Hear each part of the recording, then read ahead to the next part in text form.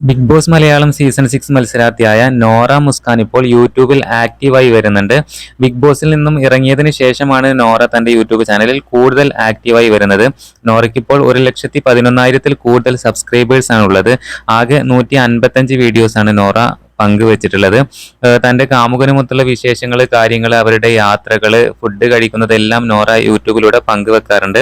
അതുപോലെ 100K ആയത് 1 lakh subscribe ആയ സന്തോഷം നോറ തന്റെ ആരാധകരുമായിട്ട് പങ്കുവെച്ചിട്ടുണ്ടായിരുന്നു. അതിന്റെ പോസ്റ്റൊക്കെ നോറ പങ്കുവെക്കാറുണ്ട്.